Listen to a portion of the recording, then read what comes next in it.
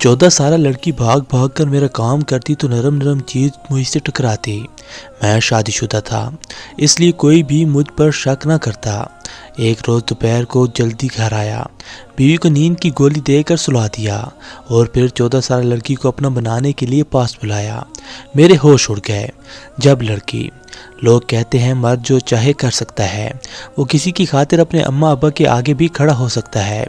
میرے اماں ابا نے ہمیشہ مجھ پر سختی کی، مجھے ہمیشہ ڈرا کر رکھا۔ میں کوئی بھی کام اماں ابا کی مرضی کے بغیر نہ کرتا تھا۔ کھانے پینے سے لے کر میرے پہننے کے لیے کپڑے تک میری اماں ابا کے پسند کے ہوتے تھے۔ میری اماں گھریلو خاتون تھیں۔ میں نے اپنی تعلیم مکمل کی، مگر اتنے سال کے عرصے میں مجھے یہ تک اجازت نہ دی گئی کہ میں کوئی ایک دوست بنا لوں۔ وقت کا کام ہے گزرنا، تو وہ گزر ہی جاتا ہے۔ میں بھی جوان ہوا تو اب کام کرنے لگ گیا۔ وہاں مجھے کچھ نئے لوگ ملے جنہوں نے مجھے اس بات کا احساس دلایا کہ مجھے اپنی خاطر بولنا چاہیے، ورنہ میری زندگی تو تباہ ہو جائے گی۔ در حقیقت ان دوستوں کی بات مان کر میں نے اپنی زندگی تباہ کر لی تھی۔ اپنے اماں ابا کی ٹھنڈی چھاؤں کو کڑک دھوپ سمجھ کر چھاؤں سے دھوپ میں آ گیا تھا۔ میرا نام محمد فہیم ہے، میرا تعلق کوئٹہ سے ہے۔ ابا بزنس مین تھے اور وہ چاہتے تھے کہ میں بھی ان جیسا بڑا آدمی بنوں۔ مجھے کیا پسند ہے یا میں کیا پڑھنا چاہتا ہوں، کسی نے پوچھنے کی ضرورت محسوس نہ کی۔ میں ابا کی بتائی کتابیں پڑھتا رہا، ابا کی طرح بزنس مین بنا۔ تنہائی نے مجھے باغی کر دیا تھا۔ ماں باپ دونوں کی طرف سے جب ایک بچے کے ساتھ ایک رویہ رکھا جائے تو وہ بچہ باغی ہو جاتا ہے۔ ہر شے میں میانہ روی اختیار کرنے میں ہی بہتری ہوتی ہے۔ وقت گزرا اور میں ابا اماں سے بہت دور ہو گیا، مگر اماں ابا دنیاوی کاموں میں اس قدر گم تھے کہ کسی کو میری دوری سے فرق بھی نہیں پڑتا تھا اور نہ کبھی کسی کو محسوس ہوا تھا۔ میں نے بزنس شروع کیا تو اب اماں نے ضد پکڑ لی کہ وہ میری شادی کرنا چاہتی ہیں، مگر اب کی باری انہوں نے مجھ سے میری مرضی نہ پوچھی اور ابا نے اپنی بھتیجی سے میرا رشتہ بغیر مرضی کے کر دیا۔ باتوں ہی باتوں میں جب میں نے اماں سے اس بات کا شکوہ کیا تو اماں نے یہ کہہ کر مجھے ٹال دیا کہ جو بڑے فیصلہ کرتے ہیں وہ فیصلہ بہتر ہوتا ہے، مگر میں کسی صورت راضی نہ تھا۔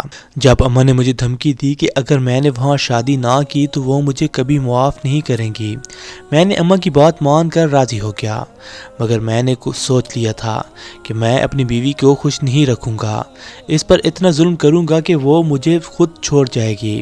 مگر میں یہ بھول گیا تھا اگر میں ایک بے قصور کو سزا دوں گا تو میں بھی ظالم کہلاؤں گا۔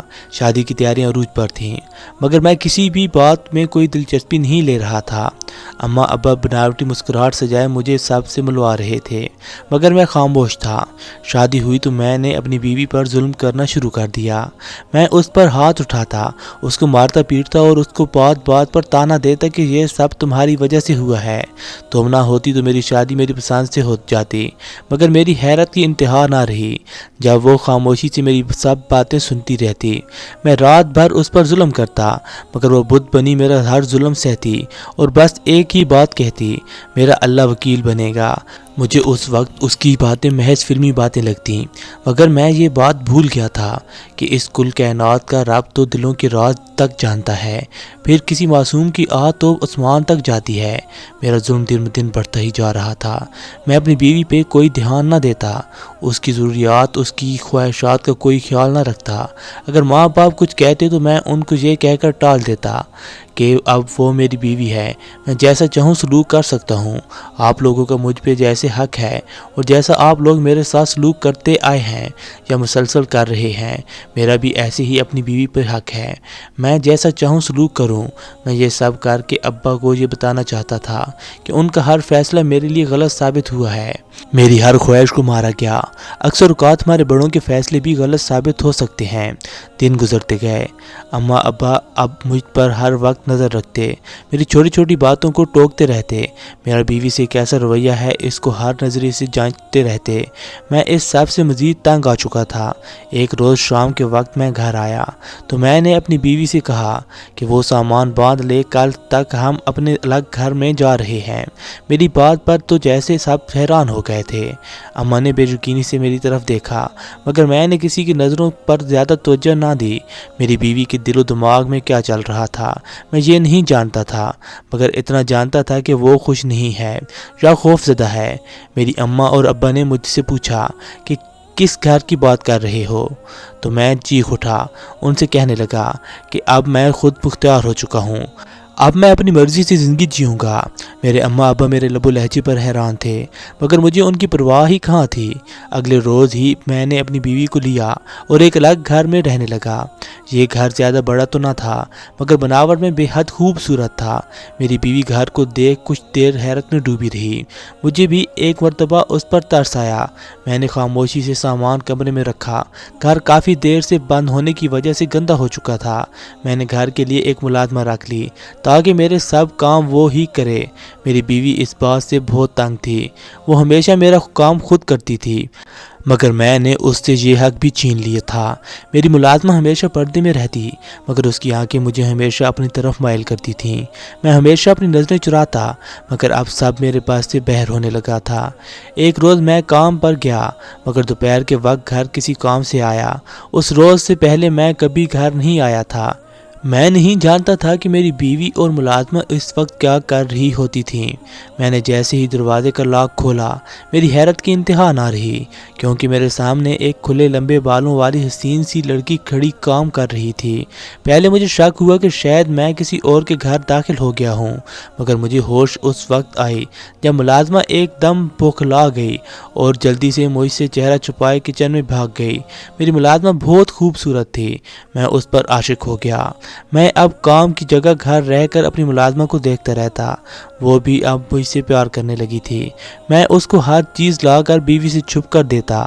ایک روز رات کے وقت بیوی کے سونے کے بعد میں ملازمہ سے ملنے آیا اور اس سے باتیں کرنے لگا۔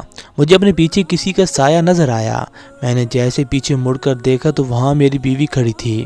وہ مجھے ملازمہ کے ساتھ دیکھ کر اونچا اونچا بین ڈالنے لگی۔ مجھے اپنی بیوی کی اس حرکت پر بہت غصہ آیا۔ میں نے اپنی بیوی کو غصے میں طلاق دے دی اور اس ملازمہ سے شادی کر لی، مگر میری بیوی جاتے وقت مجھے بد دعائیں دینے لگی اور کہنے لگی کہ ان قریب تم سڑک پر آ جاؤ گے۔ میں اپنی بیوی کے ساتھ بہت خوش رہنے لگا تھا، وہ میری ہر چیز کا خیال رکھتی، وہ بے حد خوبصورت تھی۔ میری زندگی تو جیسے اب شروع ہو گئی تھی۔ مجھے ایسے لگنے لگا تھا کہ میری زندگی شروع ہی آج سے ہوئی ہے۔ میں اپنی شادی شدہ زندگی میں بہت خوش تھا، اپنی بیوی کو لیے ہر جگہ سیر و تفریح کے لیے جاتا، مگر ایک بات جو مجھے بہت عجیب لگی، میری بیوی مجھ سے دور دور رہتی تھی۔ رشتہ ابھی نیا نیا تھا، اس لیے میں بھی خاموش رہتا، مگر ہماری شادی کو 3 مہینے کا وقت گزر چکا تھا۔ اب تو میں بیوی کے رویے سے تنگ آ گیا تھا۔ ایک دن رات کا وقت تھا، جب میں اپنی نیند پوری کر رہا تھا، اچانک سے پیاس کی شدت سے میری آنکھ کھلی اور میں پانی پینے کے لیے اٹھا، مگر میری حیرت کی انتہا نہ رہی جب میرے کمرے میں میری بیوی موجود نہیں تھی۔ میں حیرانگی سے کمرے سے باہر نکلا تو داخلی دروازے سے کسی کی آوازیں آ رہی تھیں۔ میں حیرانگی سے باہر کی طرف گیا، مگر میری بیوی وہاں اکیلی تھی۔ میں نے جب اپنی بیوی سے پوچھا کہ یہاں کیا کر رہی ہو، تو وہ ایک دم چونک گئی اور خوف سے تھر تھر کانپنے لگی۔ اس کے چہرے کی رنگت ایک دم سفید پڑ گئی تھی۔ مجھے اپنی بیوی کا یہ رویہ کچھ سمجھ نہ آیا اور نہ یہ بات سمجھ میں آ رہی تھی کہ وہ رات کے اس پہر کیا کر رہی تھی۔ میرے پوچھنے پر بیوی کہنے لگی کہ مجھے کمرے میں گھبراہٹ ہو رہی تھی، اس لیے باہر آ گئی، مگر اس کے الفاظ اس کی رنگت کا ساتھ نہیں دے رہے تھے۔ وقت گزرتا گیا اور میں اس واقعے کو بھول گیا۔ ایک روز بیوی کو سیر و تفریح کے لیے لے جانے کی سوچ میں جلدی گھر آیا تو محلے والے میری طرف دیکھ کر آپس میں باتیں کر رہے تھے۔ مجھے کافی حیرت ہوئی، کیونکہ اس روز سے پہلے کبھی ایسا نہیں ہوا تھا، لیکن میں نظر انداز کرتا گھر میں داخل ہوا، مگر سامنے کا منظر دیکھ کر میری روح کانپ گئی، کیونکہ میری بیوی کے ساتھ خواجہ سرا تھے۔ میرا پورا گھر خواجہ سراؤں سے بھرا پڑا تھا اور مرد آ جا رہے تھے۔ میری حیرت کی انتہا نہ رہی، کیونکہ ان سب کے درمیان میری بیوی بھی موجود تھی۔ سامنے کا منظر دیکھ کر میرا دل کیا کہ زمین کھل جائے اور میں اندر سما جاؤں۔ مجھے یقین نہیں آ رہا تھا کہ میری بیوی اس قدر بد کردار ہوگی۔ میری بیوی نے مجھے دیکھا تو وہ ایک دم گھبرا گئی اور کہنے لگی، یہ سب جو نظر آ رہا ہے وہ سچ نہیں ہے۔ ایک دم میرے کانوں میں اپنی سابقہ بیوی کے الفاظ گونجے تو میری روح تک کانپ گئی۔ میں نے وہاں کھڑے کھڑے اپنی دوسری بیوی کو بھی طلاق دے دی اور اس کو گھر سے نکال دیا، لیکن پولیس کو فون کرنا نہ بھولا۔ میری دوسری بیوی گھبرا کر بھاگنے کو تیار تھی مگر پولیس نے اس کو پکڑ لیا۔ پولیس نے جب اس سے تفتیش کی تو سب راز فاش ہو گئے۔ میری دوسری بیوی جس کا نام زینب تھا وہ برے کاموں میں ملوث تھی۔ یہ اس کا کاروبار تھا۔ وہ ہر دوسرے مہینے وہ ایسے ہی لوگوں کے گھر ملازمہ بن کر جاتی اور ان کے گھر تباہ کر دیتی۔ یہ اس کا پیشہ تھا۔ اس کے علاوہ وہ خواجہ سراؤں کا کاروبار کرتی تھی۔ خواجہ سراؤں کو دوسرے ممالک بیچا کرتی تھی۔ اس کا پورا گروہ تھا۔ وہ اکیلی یہ کام نہیں کرتی تھی۔ میں تو حیران تھا کہ اتنے معصوم اور خوبصورت چہرے کے پیچھے کتنا بھیانک چہرہ تھا۔ زینب کو عمر قید کی سزا ہو گئی تھی۔ میں اپنے گھر اماں ابا کے پاس واپس آ گیا تھا۔ مجھے اب ہر وقت اپنی پہلی بیوی کی یاد ستاتی رہتی۔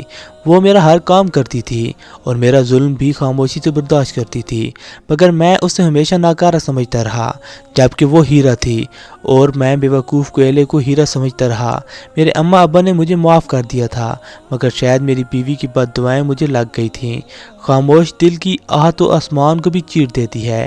میری پہلی بیوی کے جانے کے بعد میرے حالات بدتر سے بدترین ہوتے گئے۔ میری بیوی نے آج تک مجھ سے کوئی خواہش کا اظہار نہیں کیا تھا۔ وہ ہمیشہ خاموشی سے ہر چیز برداشت کرتی، مگر میرے اندر بدلے کی آگ اور نفرت نے میری آنکھوں کے آگے پردہ ڈال دیا تھا۔